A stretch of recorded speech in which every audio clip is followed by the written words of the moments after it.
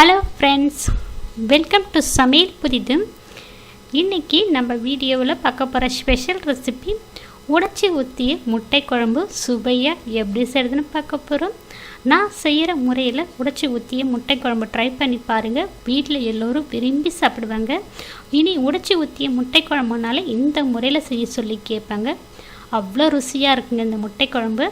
இந்த முட்டை குழம்பு பார்த்திங்கன்னா சுட சுட சாதத்தில் போட்டு சாப்பிட்டா அவ்வளோ ருசியாக இருக்கும்.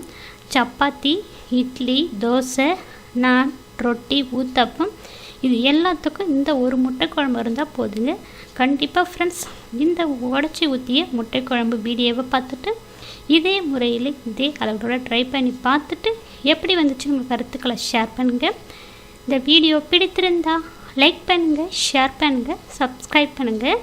இப்போ வாங்க இந்த முட்டை குழம்பு எப்படி செய்கிறதுன்னு பார்க்கலாம்.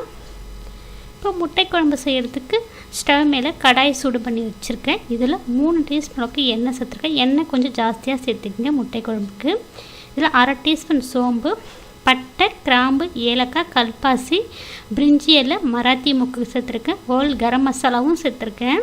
இப்போ கறி மசாலா எல்லாம் பொரிஞ்சதும் 3 பெரிய வெங்காயம் நல்ல பொடி பொடியாக கட் பண்ணிட்டு சேர்த்துருக்கேன். வெங்காயம் கலர் மாறினதும் இதில் 2 பச்சை மிளகாய், கொஞ்சமாக கருவேப்பிலை வாசனைக்கு சேர்த்துருக்கேன். இப்போ இதை மிக்ஸ் பண்ணிக்கலாம். மிக்ஸ் பண்ணதுக்கப்புறம் இதில் 1 டீஸ்பூன் அளவுக்கு இஞ்சி பூண்டு பேஸ்ட்டு சேர்த்துருக்கேன். இப்போ இஞ்சி பூண்டினுடைய பச்சை வாசனை போகிற அளவுக்கு நல்லா மிக்ஸ் பண்ணிக்கோங்க. இப்போ மிக்ஸ் பண்ணதுக்கப்புறம் தக்காளி 2 சேர்த்துருக்கேன். தக்காளி 2 போதுமான அளவில் இருக்கும். வெங்காயம் 3னா தக்காளி 2 சேர்த்துக்குங்க. இப்போ தக்காளியும் சேர்த்து வெங்காயத்தோடு நல்லா மிக்ஸ் பண்ணிக்கலாம். இப்போ மிக்ஸ் பண்ணதுக்கப்புறம் மேலே மூடி போட்டு இது வதங்கி வரட்டும். இதை மணத்தீயில் ஒரு 3 நிமிஷம் போல். இப்போ இந்த குழம்புக்கு தேங்காய் பேஸ்ட்டு ரெடி பண்ணிக்கலாம். 1/4 மூடி அளவுக்கு தேங்காவை துருவிட்டு சேர்த்துருக்கேன். இப்போ இதோட ஒரு 7-8 முழு முந்திரி சேர்க்குறேங்க. முந்திரி இல்லைன்னா அதுக்கு பதில் 1 டீஸ்பூன் அளவுக்கு பொட்டுக்கடலை சேர்த்துக்குங்க. இது தண்ணி சேர்த்து நல்லா நைஸாக பேஸ்ட்டாக அரைச்சி எடுத்துக்கலாங்க. இப்போ வெங்காயம் தக்காளி வதங்கிடுச்சு. இதில் நம்ம மசாலா பொருட்கள் சேர்த்துக்கலாம். 1 டீஸ்பூன் மல்லித்தூள், 1 டீஸ்பூன் தனி மிளகாத்தூள், 1/4 டீஸ்பூன் மஞ்சப்பொடி, 1 டீஸ்பூன் அளவுக்கு குழம்புத்தூள், கறி மசாலா, சிக்கன் மசாலான்னு சொல்லுவோம் பார்த்திங்கன்னா அந்த குழம்புத்தூள் 1 டீஸ்பூன் அளவுக்கு சேர்த்துருக்கேன். இந்த மசாலா எல்லாம் சேர்த்து மிக்ஸ் பண்ணி தண்ணி 2 டம்ளர் அளவுக்கு சேர்த்துருக்கேன். இப்போ தண்ணி சேர்த்து மிக்ஸ் பண்ணிவிட்டு நம்ம அரைச்சி வச்ச தேங்காய் பேஸ்ட்டை சேர்த்துக்கலாங்க. தேங்காய் பேஸ்ட்டை சேர்த்து மிக்ஸ் பண்ணிவிட்டு இதில் நம்ம உப்பு சேர்த்துக்கலாம். 1/2 டீஸ்பூன் அளவுக்கு கல் உப்பு சேர்க்குறேன். இப்போ உப்பு சேர்த்து மிக்ஸ் பண்ணிக்கலாம். உப்பு காரெல்லாம் செக் பண்ணிவிட்டு இப்போ நம்ம குழம்பு மூடி போட்டுக்கலாங்க. மூடி போட்டு இதை ஒரு 8 நிமிஷம் போல் கொதிக்க விடுங்க. ஒரு 8 நிமிஷம் போல் குழம்பு கொதிக்க விட்டுருக்கேன். நல்ல குழம்பு பார்த்திங்கன்னா ஒரு 3/4 பதம் சுண்டி வந்திருக்கு. இந்த டைமில் நம்ம முட்டையை உடச்சி சேர்த்துக்கலாங்க.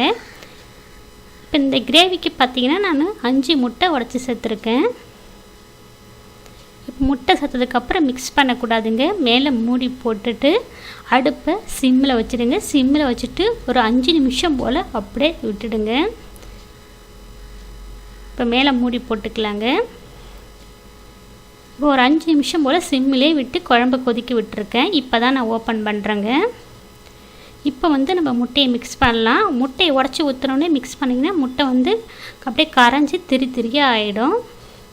இப்போ நம்ம அப்படியே உடச்சி விற்று ஒரு 5 நிமிஷம் போல் விட்டதுனால அப்படியே நம்ம எப்படி முட்டையை உடச்சி ஊற்றுறோமோ அதே மாதிரி இருக்குது பாருங்கள். இப்போ திருப்பி விட்டுக்கலாம். மேலே கொஞ்சம் வேகாமல் இருக்குது. இப்போ திருப்பி விட்டு 1 நிமிஷம் மட்டும் கொதிக்க விட்டால் போதுங்க.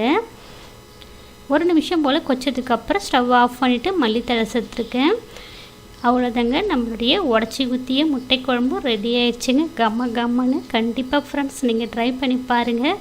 ரொம்ப அருமையாக இருக்கும். சுட சுட சாதத்தில் இந்த முட்டை குழம்பு போட்டு சாப்பிட்டிங்கன்னா அவ்வளோ ருசியாக இருக்குங்க. சப்பாத்தி, இட்லி, தோசை, நான், ரொட்டி, ஊத்தாப்பம் இது எல்லாத்துக்கும் இந்த ஒரு முட்டை குழம்பு இருந்தால் போதுங்க. அவ்வளோ ருசியாக இருக்குங்க. கண்டிப்பாக இந்த வீடியோவை பார்த்துட்டு இதே முறையில் இதே அளவோட இந்த உடைச்சி ஊற்றிய முட்டை குழம்பை ட்ரை பண்ணி பார்த்துட்டு எப்படி வந்துச்சு உங்களுடைய கருத்துக்களை ஷேர் பண்ணுங்கள். இந்த வீடியோ உங்களுக்கு பிடித்திருந்தா லைக் பண்ணுங்கள், ஷேர் பண்ணுங்கள். நம்ம சேனலுக்கு மறக்காமல் சப்ஸ்கிரைப் பண்ணுங்கள். கூடவே பெல் ஐக்கானை கிளிக் பண்ணி வச்சுக்கோங்க. அதில் ஆல் என்ற ஆப்ஷன் வரும், அதையும் கிளிக் பண்ணி வச்சுக்கோங்க. அப்போ தான் நான் அடுத்தடுத்து போடக்கூடிய வீடியோக்கள் உங்களுக்கு உடனுக்குடன் அப்டேட் ஆகும். இந்த வீடியோவை ஸ்கிப் பண்ணாமல் பார்த்ததுக்கு நன்றி. வணக்கம்.